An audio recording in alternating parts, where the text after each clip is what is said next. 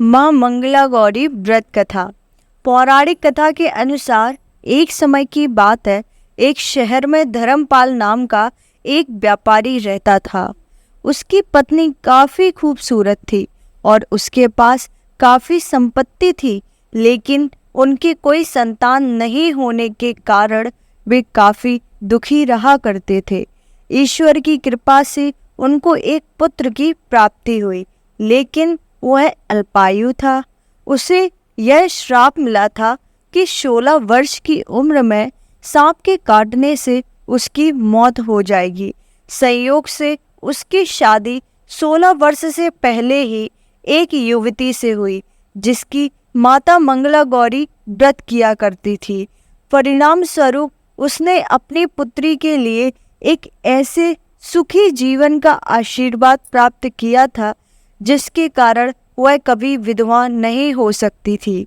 अतः अपनी माता के इसी व्रत के प्रताप से धर्मपाल की बहू को अखंड सौभाग्य की प्राप्ति हुई। इस वजह से धर्मपाल के पुत्र ने 100 साल की लंबी आयु प्राप्त की। तभी से ही मंगला गौरी व्रत की शुरुआत मानी गई है।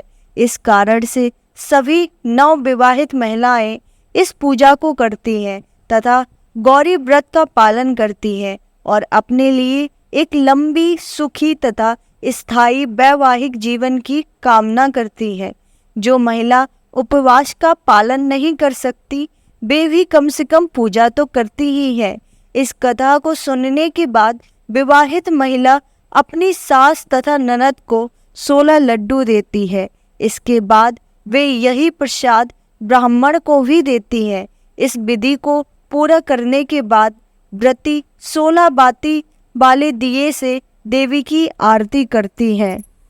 व्रत के दूसरे दिन बुधवार को देवी मंगला गौरी की प्रतिमा को नदी या पोखर में विसर्जित कर दी जाती है। अंत में मां गौरी के सामने हाथ जोड़कर अपने समस्त अपराधों के लिए एवं पूजा में हुई भूल चूक के लिए क्षमा मांगना चाहिए। इस व्रत और पूजा को परिवार की खुशी के लिए लगातार 5 वर्षों तक किया जाता है।